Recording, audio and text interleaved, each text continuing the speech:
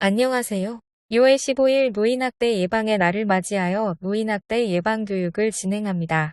마지막에는 퀴즈 이벤트도 진행하니 끝까지 잘 봐주세요. 오늘 교육에서는 노인학대의 현황과 종류와 사례에 대해서 배우겠습니다. 그리고 학대를 신고하는 방법과 우리들의 역할에 대해서 배워보도록 하겠습니다. 학대를 당하는 노인들이 갈수록 늘고 있는 추세입니다. 특히 코로나19 장기화로 경제적 어려움이 커지면서 노인을 방치하는 이른바 방임 학대가 2배 넘게 늘었습니다. 남효주 기자의 보도입니다. 지난해 5월 남부 노인 전문기관으로 다급한 전화 한 통이 걸려왔습니다. 코로나19 진단검사를 받은 어르신이 음성 판정을 받아 퇴원하려고 하는데 자식들과 연락이 닿질 않는다는 겁니다. 알고 보니 해당 어르신을 모시던 자녀가 생활고로 병원비를 감당하기 어려워지자 부양을 포기했고 다른 자녀들도 부양을 원치 않는 상황이었습니다. 코로나19가 급격하게 확산했던 지난해 학대당하는 노인이 늘어난 것으로 나타났습니다.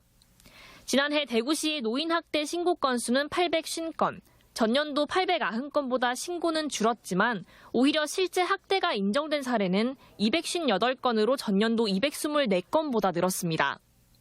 정서적 학대가 가장 많았고 신체적 학대, 방임, 경제적 학대 순이었는데 특히 방임 학대는 지난해 26건에서 63건으로 2배 넘게 급증한 것으로 나타났습니다.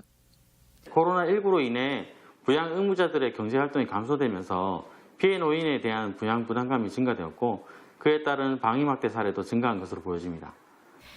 하지만 이렇게 늘어나는 노인 학대에도 마땅한 대책은 없는 것이 현실입니다. 전문가들은 노인 학대를 막기 위해서는 무엇보다 전문기관의 권한을 확대해야 한다고 말합니다. 학대 행위자에 대한 적절한 치료적 개입과 지지가 없으면 해결이 절대 불가능한 문제라고 보여지기도 합니다. 행위자에 대한 보다 적극적인 개입이 필요하고요. 가파르게 증가하는 노인 인구만큼 해가 갈수록 늘어나는 노인 학대. 피해 사실을 숨길수록 학대 피해가 커질 수 있는 만큼 피해 당사자와 목격자들의 적극적인 신고가 필요합니다. TBC 남유주입니다. 영상 잘 보셨나요? 코로나19는 우리의 삶을 바꾸게 만들었지만 덩달아 노인학대까지 늘어나 버리는 계기가 되었습니다. 그럼 노인학대가 무엇인지부터 알아보도록 하겠습니다. 노인학대란 만 65세 이상 노인에 대하여 신체적, 정신적, 정서적, 성적 폭력 및 경제적 착취 또는 가혹행위를 하거나 유기 또는 방임하는 것을 말합니다. 노인학대 피해자 수는 해마다 점차 늘어나고 있는데요. 2012년에는 3,424명이었던 피해자 수가 2019년에는 5,243명으로 늘었습니다. 특히 2020년의 경우 코로나19로 인하여 노인학대 상담 건수가 급격하게 증가하였는데요. 그 중에서도 강화된 사회적 거리두기 단계를 시행했던 3월 22일부터 4월 19일까지는 무려 20.6%가 증가한 12,545건이 접수되었고 사회적 거리두기 2.5단계가 시행되었던 8월 중순 이후부터 연말까지는 전년 대비 56%나 증가된 수치를 보였습니다.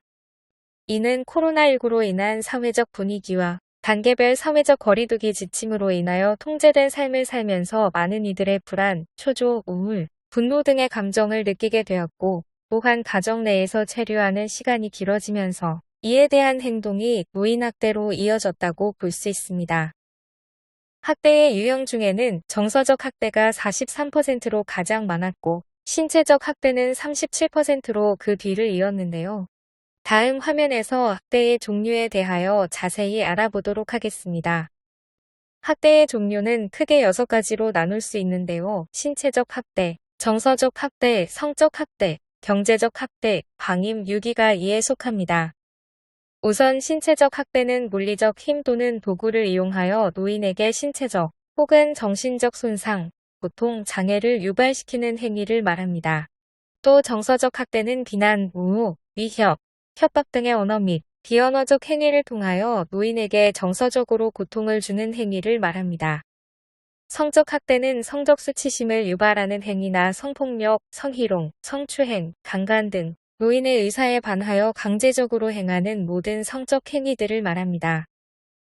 다음으로 보호자로서 책임이나 의무를 거부하거나 포기하여 노인의 의식주 및 의료를 적절하게 제공하지 않는 행위인 방임이 있는데 이 방임에는 노인 스스로가 최소한의 자기보호 관련 행위를 포기하여 심신이 위험한 상황을 만들거나 사망에 이르게까지 하는 자기방임도 포함됩니다. 경제적 학대는 노인의 의사와는 달리 노인으로부터 재산 또는 권리를 빼앗아가는 행위를 말하는데요. 경제적 착취, 재산에 관한 법률 권리 위반, 경제적 권리와 관련된 의사결정에서의 통제를 하는 행위를 말합니다. 마지막으로 보호자 또는 부양의무자가 노인을 버리는 행위인 유기가 있습니다. 누구든지 노인학대 사례를 알게 될 경우에는 관련 기관에 신고하여야 하는데요. 노인보호 전문기관 1577-1389번으로 전화하시거나 온라인 홈페이지를 통해서도 신고가 가능합니다. 또는 즉시 응급조치나 안전조치가 필요할 경우 112와 119를 통해서도 연락이 가능하며 최대한 알고 있는 정보 전부를 제공하는 것이 중요합니다.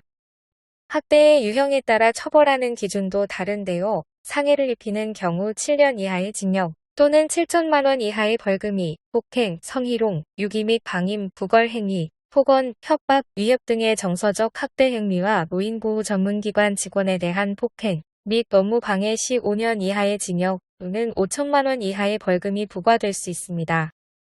또한 누가 신고했는지 노출될까봐 신고를 꺼려하시는 분들도 많이 계실 텐데요. 신고인의 신분보고 및 신원 노출 금지 의무를 위반할 시 1년 이하의 징역 또는 1천만 원 이하의 벌금이 부과될 수 있습니다. 마지막으로 사회복지사, 요양보호사, 의사, 간호사, 사회복지전담 공무원 등은 노인학대 신고 의무자에 해당하는데요. 이 노인학대 신고 의무자가 학대 사실을 알면서도 신고하지 않을 시 500만 원 이하의 과태료가 부과될 수 있습니다. 그렇다면 노인학대를 예방하기 위해 해야 할 일은 무엇일까요? 기본적으로 1577-1389번 노인학대 신고 번호를 알아두시는 게 좋겠습니다. 또한 우리 복지관 노인상담센터를 통해서도 상담이 가능하니 주저하지 마시고 전화주세요. 그리고 내가 피해자가 되지 않도록 자녀와의 경제적 소송 등을 예방하기 위한 부담보증여 제도를 활용하거나 은행을 통한 금전거래를 진행해주세요. 또한 인지기능에 어려움이 있으신 분들은 성년후견인 제도를 활용하셔도 좋을 것 같습니다. 또한 노인학대의 가해자는 내가 될 수도 있는데요. 오래 알고 지냈는데 혹은 친구인데 부부인데 그럴 수도 있지 라며 상대방의 의견과는 달리 나의 의견과 행동을 정당화하지 않도록 주의해주세요. 그리고 늘 나도 모르는 사이에 내가 가해자가 될 수도 있음을 알고 늘 경각심을 가지도록 노력해주세요. 마지막으로 타인이 피해자가 되지 않도록 늘 본인의 인권 감수성을 높일 수 있도록 노력하고 주변의 이웃이나 친구 등이 어려움을 겪고 있거나 혹은 가해자의 역할을 하고 있지는 않는지 늘 잘 관찰해주세요. 지금까지 노인학대의 현황과 종류, 신고 방법에 대해서 알아보았습니다. 다음은 오늘 배운 내용을 바탕으로 간단한 퀴즈를 준비했는데요. 어렵지 않으니 영상 아래 더보기란에 있는 링크를 눌러 답을 입력해주세요. 답을 맞추신 선착순 20분께 CU 편의점 3,000원권 기프티콘을 드리니 많은 참여 부탁드립니다. 교육은 여기서 마치겠습니다. 모두 수고하셨습니다.